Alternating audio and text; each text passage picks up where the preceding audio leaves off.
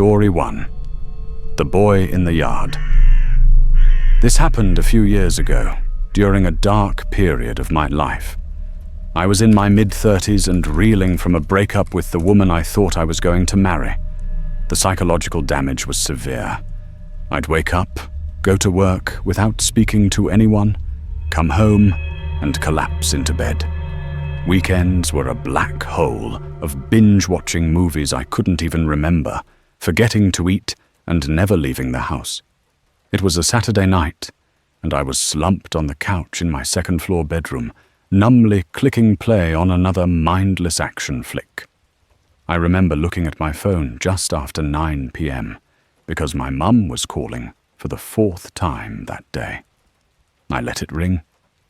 I knew she meant well, but I didn't have the energy to hear the usual questions about whether I'd eaten or gone outside. Eventually, I got tired of the movie and browsed for something else. I landed on a random horror movie with a grainy thumbnail, figuring I could half watch it until I fell asleep. About 20 minutes in, I realized the movie was garbage. The audio was a mess. I had to crank the volume to hear dialogue, only to have the next sound effect nearly rupture my eardrums. For some reason, I kept watching. I think I was too lazy to change it. Then I started noticing a weird sound effect. A sharp, metallic clang, like a pipe hitting concrete. It didn't match anything on screen and appeared randomly every minute or so, always the same pitch and volume. It was so consistent and out of place, I figured the director had just accidentally looped it. About halfway through, I got up to use the bathroom. Strangely, I paused the movie. When I returned and sat on the couch, I hovered my thumb over the play button. But before I could press it, I heard it again. That same sharp, metallic clang. The movie was paused. The screen was silent and still. The sound had been crystal clear, and it had come from inside my house. I froze, my mind racing. Had I imagined it? I stayed perfectly still, listening. 45 seconds later, there it was again. The exact same clang. I jumped up, grabbed a heavy-duty knife from my desk, and began clearing the house room by room. Every closet, every corner. Nothing. No one was there, and nothing was out of place. As I walked back upstairs, my heart still pounding, I heard the clang again. This time it was quieter, meaning it came from outside. That's when it hit me. I had a few windows cracked open to let in the spring air. The sound hadn't been coming from inside the house at all. It was coming from the yard. For some reason, that thought scared me even more. I crept to my bedroom window and pushed the curtain aside just enough to see into the backyard. And there he was, a kid standing next to one of my deck chairs, which had been dragged into the middle of the lawn. He was holding what looked like a PVC pipe. As if on cue, he saw me looking and smacked the pipe against the chair. I recoiled from the window, a cold dread washing over me. A child alone in my yard, banging a pipe for almost an hour? It was bizarre. My first rational thought was that he was lost, maybe a neighbor's kid who had wandered off. I told myself I had to do something. I went downstairs to the back door, turning on the porch light to seem less threatening. But as my hand touched the doorknob, I froze. A powerful gut feeling screamed at me that this was a trap. If a kid was lost, wouldn't he ring the doorbell or call for help? Why would he stand in the dark for an hour just banging a pipe on a chair? It was insane. Trusting my instincts, I backed away from the door and crept to a small window that overlooked the porch. Keeping the lights off behind me, I slowly tilted the blinds. My blood ran cold. Crouching below the back door were 2 men dressed in all black, positioned to ambush me the second I opened it. One of them must have sensed me, because he slowly turned his head and our eyes locked through the glass. I dropped the blinds and scrambled for my phone, dialing 911. As I was halfway up the stairs, a loud bang echoed from the back door. They were trying to break in. I sprinted into the bathroom and locked the door, my body shaking in a full-blown panic attack. I heard a crash from downstairs, then footsteps. They were inside. When the footsteps reached the top of the stairs and headed down my hall, I held my breath. The bathroom doorknob jiggled, followed by a violent bang as someone kicked the door. That snapped me out of it. "The police are on their way!" I screamed at the top of my lungs. The person on the other side immediately bolted, running back down the stairs. A few seconds later, I heard a door slam, and then silence. The police arrived shortly after. There wasn't much they could do. I had no cameras and couldn't provide a good description. But the involvement of a child made them take it seriously. They said it suggested these weren't impulsive criminals, but something far more deliberate and dangerous. That's the part that still haunts me. I can't stop thinking about that poor kid and what kind of life he must have. The police said it was likely a random attack, but the whole scheme felt far too elaborate for that. Story 2. The ice cream truck. I'm a college senior, and for spring break this year, I did what I always do. Went home to relax. No Miami, no parties, just a break from schoolwork and drama. It was a Monday morning. My only plan was my usual 6 a.m. workout, the one thing that makes me feel like I have my life together.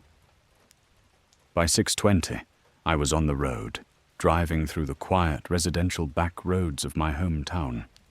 That's when I saw something that felt wrong. Parked on the side of the road was an ice cream truck. Engine off, lights out. It was mid-March and still chilly. All the kids were in school.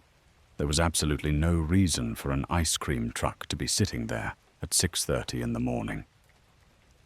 As I drove past, I glanced into the driver's side window. It was empty. The sight was so bizarre that it stuck with me. I couldn't remember ever seeing an ice cream truck in my neighborhood, even as a kid. After my workout, I headed home. As I turned back onto that same street, the ice cream truck was still there, in the exact same spot.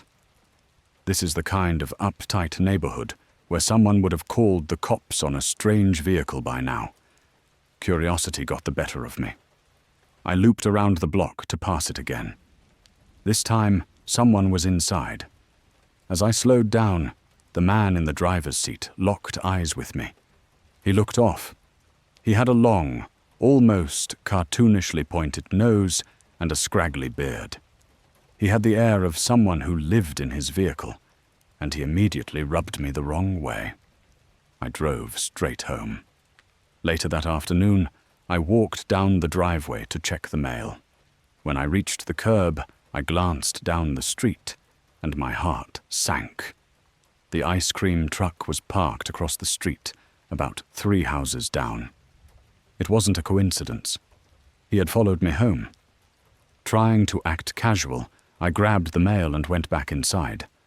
I went to a guest bedroom with a better view of the street and peeked through the curtains. The truck was still there. I watched it for a while, but nothing happened.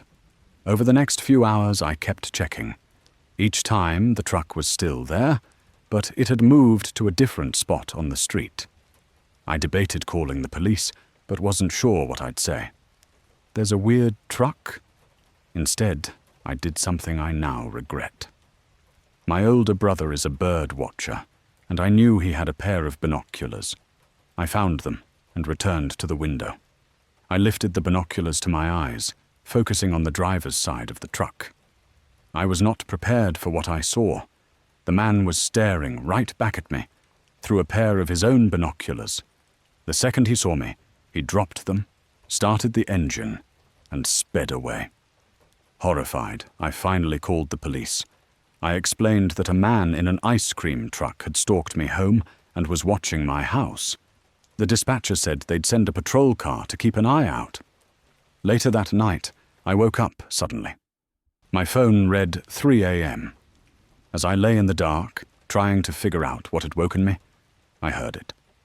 A faint, tinny music. The jingle of an ice cream truck. Then, something clicked softly against my bedroom window. Rocks. Someone was outside, throwing rocks at my window. I sat frozen in bed, my body refusing to move. Finally, I forced myself to creep to the window. I stood to the side, took a deep breath, and peeled back the curtain. The man from the truck was standing in the middle of my front yard, looking up at me, and on either side of him, holding his hands, were 2 small children. I stumbled back from the window and ran to wake my dad, dialing 911 as I went. By the time we got downstairs and outside, the man and the children were gone. That was about a month ago. A few days ago, my mum called. A missing persons case had just gone public in our town. 2 6-year-old twins, a boy and a girl, had vanished from a neighborhood about 30 minutes away. My mind went straight back to that night, to the 2 small figures standing on either side of that man. Why would he stalk me? Why risk getting caught just to terrorize me in the middle of the night? The only explanation I can come up with is that the kind of person who would kidnap children doesn't think like the rest of us. My mum passed my story on to the police. I'm just waiting to see if anything comes of it. Story 3. The recordings. I'm a sales associate for BMW, which means my phone is my life. I have to answer every call, even from unknown numbers, because it could always be a client. It's a necessary evil of the job. One night, around 10 p.m., my phone rang. Unknown number. I was already in bed and almost let it go, but they called back a minute later. Annoyed, I answered, keeping my voice polite just in case. At first, there was only static. I was about to hang up when I heard something underneath it. A voice. I pressed the phone closer to my ear. It was my voice. It was a recording of a phone conversation I'd had with a client earlier that day. Just standard stuff about pricing and a test drive. Confused and unsettled, I hung up. My first thought was that the client had somehow butt-dialed me while listening to a recording of our call. It felt like a stretch, but it was the only rational explanation. The next morning, I called him. He was friendly and had no idea what I was talking about. I believed him. The rest of the day was normal. But that night, around the same time, I got another call from a different unknown number. I answered immediately. It was the same thing, a static heavy recording of a conversation I'd had that day. A different client, a different conversation. This time I noticed something else. The recording only included my voice. It was a one-sided call. I hung up again, but this time, real fear began to set in. This was intentional. Someone was recording my calls. For the next week, it happened every night. A call from a new random number, playing back a staticky, one-sided recording of one of my conversations from that day. The nightly ritual started to destroy my mental state. I became paranoid, constantly checking over my shoulder, triple-locking my doors, and leaving lights on all night. I started answering all my calls from my car, where I could see every angle around me. I even filed a police report. The officer was polite, but dismissive. Without a direct threat, there was little they could do. I felt completely alone. Then, the calls suddenly stopped. For a few days there was nothing. But the silence didn't bring relief. It made my paranoia worse. My mother is schizophrenic, and I became terrified I was succumbing to the same fate, spiraling into a world where everyone was spying on me. I got a new phone number, a massive headache, but I felt I had no choice. A few days later, it happened again. A call to my brand new number, It was another recording. This time I didn't hang up. I snapped. "I don't know who you are, but if it's money you want, I've got it," I said, my voice shaking. "I'll pay you to leave me alone." In a moment of sheer desperation, I gave the person my address and said I was willing to meet. For the first time, a voice responded. It was distorted by a voice changer. All it said was, 11 o'clock, and then the line went dead. Why would I give a stalker my address? I can't explain it. My mind wasn't working right. I was a cornered animal. I spent the next 4 hours in a living hell. I took out the handgun I keep for personal safety, loaded it, and sat at my kitchen table, waiting. I don't think I've ever felt so close to completely losing my mind. 11 p.m. came and went. No one showed up. I eventually fell asleep at the table with the gun in my hand. That was the end of it.